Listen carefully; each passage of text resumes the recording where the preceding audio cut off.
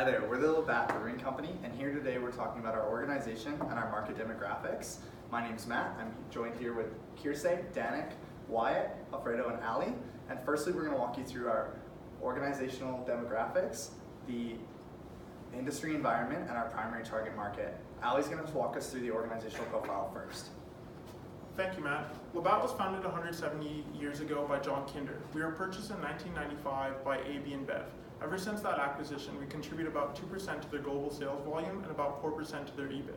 We currently have 6 key main brands, being Alexander Keith's, Corona, Bud Light, Labatt Blue, Budweiser, and Stella Artois. We operate in 4 key regions, being the Western region, the Ontario region, the Quebec region, and the Atlantic region.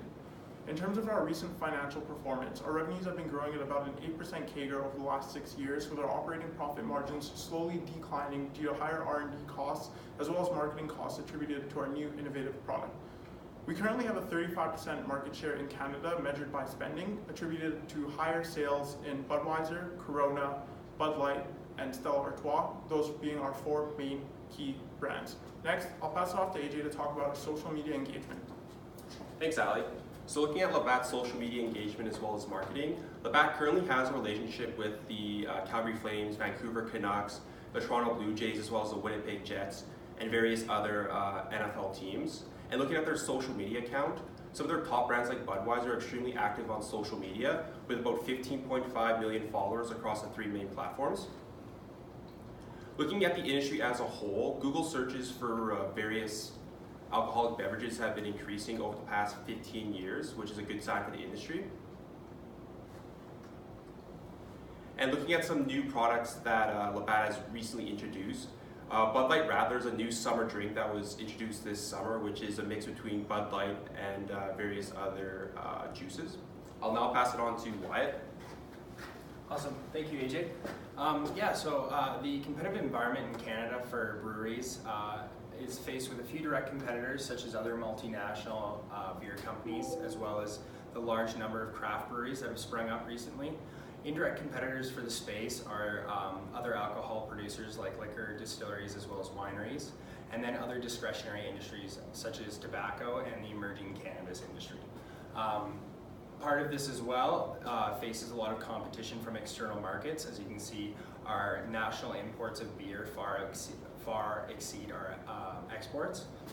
The density of the actual competitive environment is really focused around the largest population centers across the country. There are approximately 31 million potential consumers, and the industry is relatively consolidated with 2 to 3 companies holding the majority of the market share. And as I mentioned, it is susceptible to discretionary spending. The actual industry density of breweries does mimic that of population density.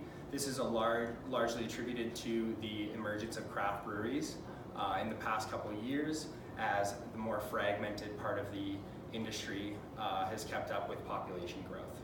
I'll now pass it on to Matt to talk a little bit more about the macro environmental characteristics. Thanks, Wyatt. Yeah, to touch on the regulatory boards in Canada and how we're actually governed to what we do here at Labatt's, the Canadian Association of Liquor Jurisdictions, or CALJ, is governed by 13 individual bodies of the provinces and territories throughout our nation that embody through each standard, each kind of sale process in order how we sell liquor and how we go through.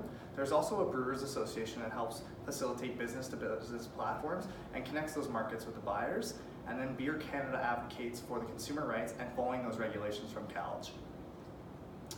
To actually enter this business, however, there's a high barriers to entry. There's a high cost to setting up this brewery and to get that distribution chain set up, as well as there's a lot of major regulatory obligations that need to be set. As the Canadian market is highly regulated for alcohol producing through all individual provincial and territorial boards. How do we know that we're going to provide future economic growth and continue to profit through these revenues? We've modeled that through the next 5 years that revenue would be increasing, and however, there will be 4 new breweries on average added internationally per year through competition.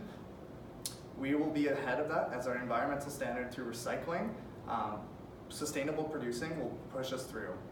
Now I'm going to pass it off to Danik to talk about our buyer characteristics. Thank you. All right, we're just going through a few key buyer demographics. With our consumer, we're most popular within Caucasian groups, and we're least popular within the African American community. A really big demographic that we target in on is males, as males are in general higher consumers of alcohol than females. This is mirrored through the beer market, as females tend to be a little more calorie sensitive and will veer away from beer as it is known as a high calorie drink. Finally, talking about age a little bit, Labatt's classic brands such as Labatt Blue, Labatt 50, they're more popular from the ages of 54 to 65, and they're a little less popular with the younger age demographic. And then finally, looking at a few key buyer behavior trends, we're most popular within males in the sports community, which is why we have a huge sponsorship in the CFL, NFL, MLB, NHL, as our buyers really tend to be sports fans. Finally, in our classic kind of lines such as Alexander Keith's, Labatt, those are strong sense of Canadiana, so our buyer tends to be more patriotic, more Canadian pride centered. And then finally, I'll pass it off to Kirsay and she'll wrap it up with talking about the market. Thanks, Danik. So currently our target market is 230 Canadian breweries within Canada.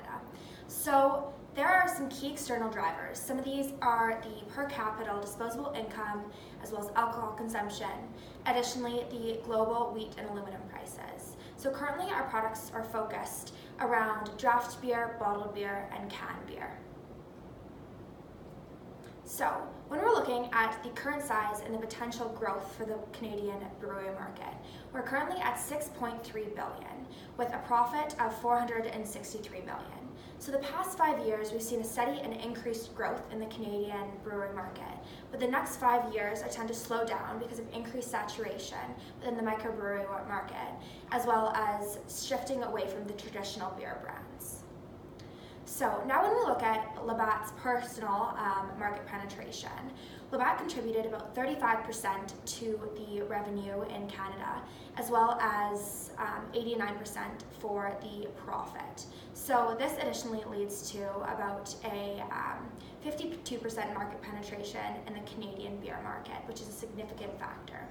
So we'd like to thank you today for listening to our presentation, and we'd like to thank you and hopefully grab a cold one with you in the future.